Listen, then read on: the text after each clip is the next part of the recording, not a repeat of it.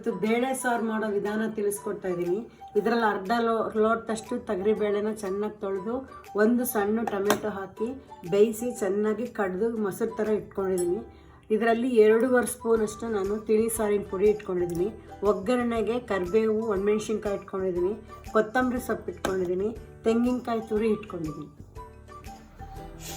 ಈಗ ಇದಕ್ಕೆ ಬೇಳೆ ಸಾರಿಗೆ ತುಪ್ಪ ಹಾಕಬೇಕು. ಒಗ್ಗರಣೆಗೆ ಎಣ್ಣೆ ಹಾಕಬಾರ್ದು, ಅದರಿಂದ ನಾನು 1 ಸ್ಪೂನಷ್ಟು ತುಪ್ಪ ಹಾಕ್ತಾ ಇದ್ದೀನಿ.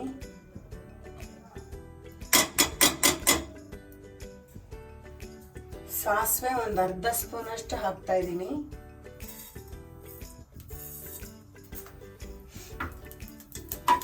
ಒಣಮೆಣಸಿನಕಾಯಿ, ಕರಿಬೇವು ಹಾಕ್ತಾ ಇದ್ದೀನಿ. ಸ್ಟವ್ ಸ್ವಲ್ಪ ಮೀಡಿಯಮ್ ಮಾಡ್ಕೋಬೇಕು, ಯಾಕೆಂದರೆ ಒಗ್ಗರಣೆಗೆ ಹಾಕಿದ್ರಿಂದ ಘಾಟ್ ಆಗುತ್ತೆ. ಅರಿಶಿನ ಪುಡಿ ಹಾಕ್ತಾ ಇದ್ದೀನಿ. ಇದಕ್ಕೆ ಇಂಗು ಹಾಕ್ತಾ ಇದ್ದೀನಿ. ಇಂಗು ಒಂದು ಸ್ವಲ್ಪ ಬೇಳೆ ಸಾರಿಗೆ ಸ್ವಲ್ಪ ಮುಂದೆ ಇರಬೇಕು. ಈಗ ಬೇಯಿಸಿದ ಬೇಳೆ, ಟೊಮೆಟೊ ಹಾಕ್ತಾ ಇದ್ದೀನಿ. ಇದನ್ನ ಚೆನ್ನಾಗಿ ಬೆಂದಮೇಲೆ ಟೊಮೆಟೊ ಅದು 2 ಬೆಂದಮೇಲೆ ಹಸಿರು ಕಡಿತೀವಲ್ಲ ಅದರಲ್ಲಿ ಚೆನ್ನಾಗಿ ಕಡಿದಿಟ್ಕೋಬೇಕು. ತಿಳಿ ತಿಳಿಯಾಗಿರುತ್ತೆ ಸಾರು. ಅನ್ನಕ್ಕೆ ಹಾಕೊಂಡು ತಿನ್ನೋದಕ್ಕೆ ತುಂಬ ಚೆನ್ನಾಗಿರುತ್ತೆ.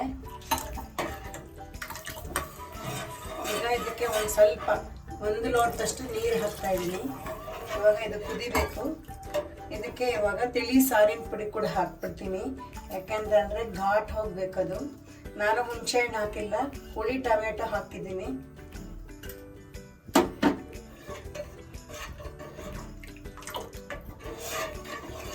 ಚೆನ್ನಾಗಿ ಕುದಿಬೇಕು. ಇದಕ್ಕೆ ತುಪ್ಪದ ಒಗ್ಗರಣೆನೇ ಚೆನ್ನಾಗಿರುತ್ತೆ. ಈಗ 20 ನಿಮಿಷ ಆದಮೇಲೆ ಕುದಿಯೋಕ್ಕೆ ಸ್ಟಾರ್ಟ್ ಆಗ್ತಾ ಇದೆ. ಇವಾಗ ಚೆನ್ನಾಗಿ ಕುದ್ದಿದೆ, ಘಾಟ್ ಎಲ್ಲ ಹೋಗಿದೆ. ಈಗ ನಾನು ಇದಕ್ಕೆ ಕೊತ್ತಂಬರಿ ಸೊಪ್ಪು ಹಾಕ್ತಾ ಇದ್ದೀನಿ.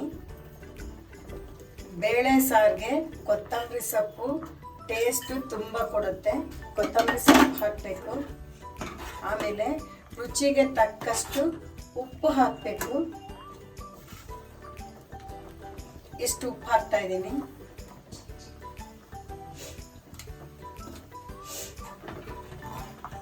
ಇವಾಗ ತುರಿದಿಟ್ಕೊಂಡಿರೋ ಕಾಯಿ ತುರಿನ ಇದಕ್ಕೆ ಹಾಕ್ತಾ ಇದ್ದೀನಿ.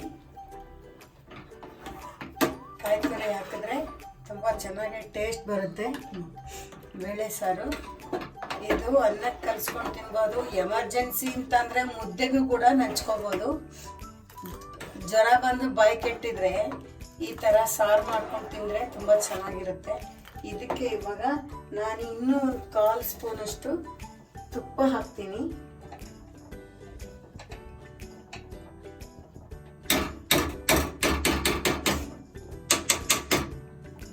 ಹಿಂಗೆ ಹಾಕ್ತಾ ಇದ್ದೀನಿ. ಇನ್ನೂ ಒಂಚೂರು ಹಿಂಗು ಒಗ್ಗರಣೆಗೆ ಹಾಕಿದ್ದಲ್ಲದೆ ಮೇಲೊಂಚೂರು ಹಿಂಗೆ ಹಾಕ್ತಾ ಇದ್ದೀನಿ.